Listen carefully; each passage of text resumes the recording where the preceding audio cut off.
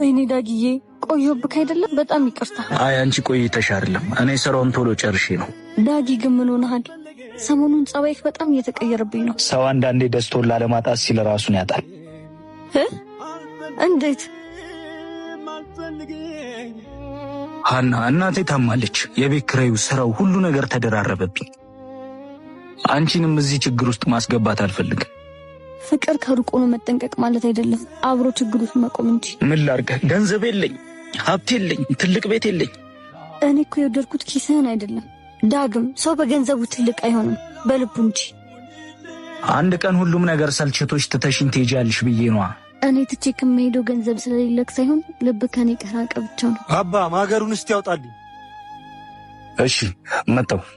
ከሌሎቹ ወፈር ስለሚል በቃ እሺ፣ እሱን አድርገው። እሱ አሪፍ ነው አይደል? እሺ እሺ። ያው ሂሳብ ከፍያለሁ። እሺ አባቴ ይመችሽ። እንዴት እንደዛ ልትል ቻልክ? በሰው ቁስል ውስጥ ሰላም መሆን። ምክንያቱም አንተን ስለምወድ ነው። እኔ ግን አንድ ችግር አለብኝ። ምንድን ነው? ከልክ በላይ አፈቅርሻለሁ። ያኩ ችግር አይደለም መፍትሄ ነው። እንካ በል ጉረስ። አንተ ግን በጣም ትገርማለህ። ለራስሽ እንኳን ጉረሽ አትለኝ። ማንን ጨካኝ ለማድረግ ነው? አጎርስሽ? አረ ትልቅ ነው።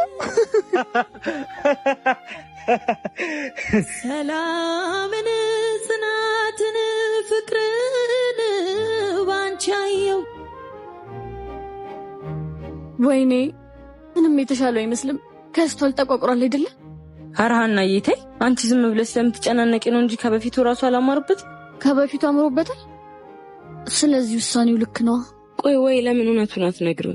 ዳግም ከጆሮ ይልቅ አይኑን ነው የሚያምነው። በጭራሽ እኮ ሊያናገረኝ እንኳን ፈቃደኛ አይደለም። አሁን ተረጋግቶ ሊሆን ይችላል። ለመጨረሻ ጊዜ ልሞክር። ከሰማሽ ሞክሪ ይሻላል። ሀንዬ መጣው። ዳግም ይቅርታ፣ አንድ ጊዜ ላወራክ ነበር። ምንም የማወራሽ ነገር የለም።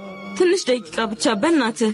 ዳግም ሀና እየተሰቃየች ነው። ስለተፈጠረው ነገር አንድ ጊዜ ላስረዳክ። እንደሱ አይደለም በጭራሽ። አንቺን አልስምሽ። እሷ አሁን የሚታያት እንደ ሳምኩሽ። ስለዚህ እኔ ላይ ያላትን ተስፋዋንም እዚህ መመላለሷንም ታቆማለች። ያማል እንዴ?